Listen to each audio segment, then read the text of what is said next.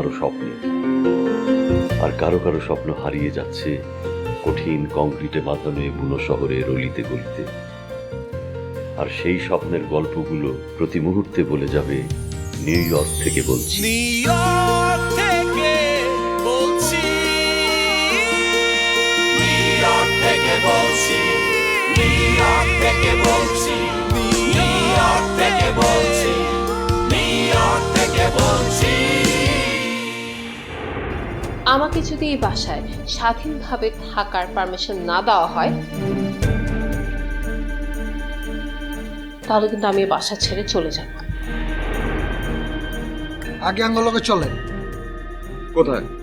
বসের লোকে দেখা করতে। চলেন চলেন চলেন।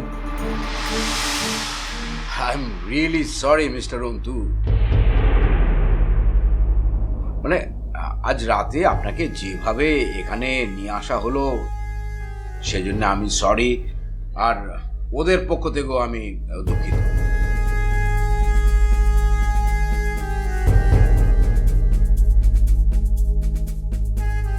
আসলে ওদেরকে দোষ দেয়া যায় না, মানে আমি যা চাই সবসময় ওরা সেটা করার জন্য একদম রেডি থাকে।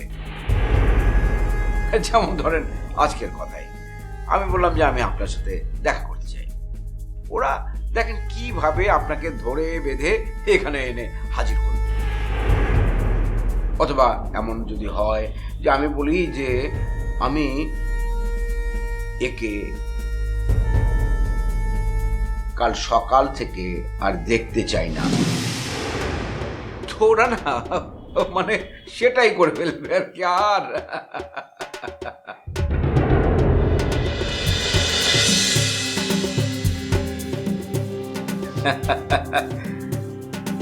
এনিওয়ে, কি নেবেন?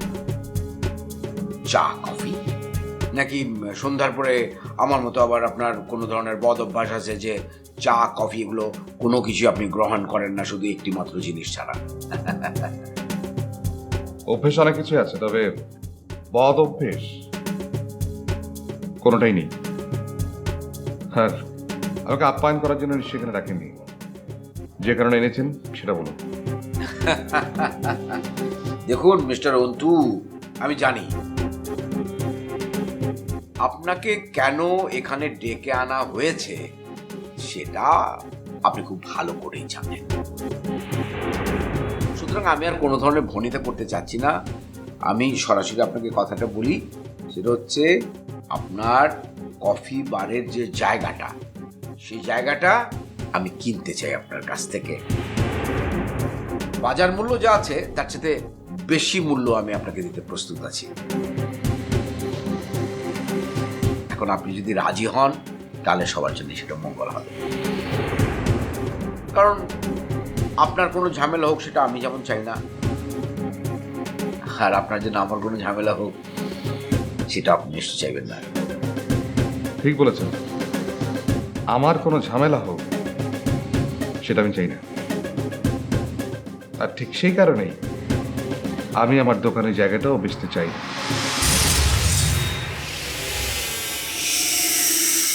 I am sorry.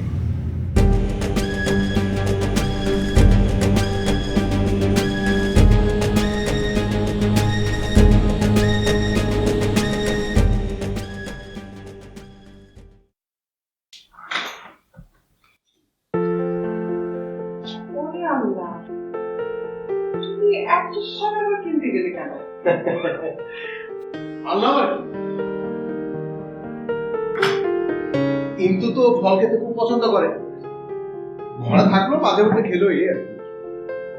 কত বাসায় থাকে, এখনো তো ফেরেনি। ঠিক, কিন্তু এখনো ফেরেনি না, হয়তো কোনো কাজে আটকা পড়ে গেছে। কিন্তু এই সময়ের আগেই তো বাসা চলে আসে, ও তো কখনো এত দেরি করে না। আবার হাসপাতালেও যেতে পারে, সেদিন বলছিল না কে নাকি অসুস্থ।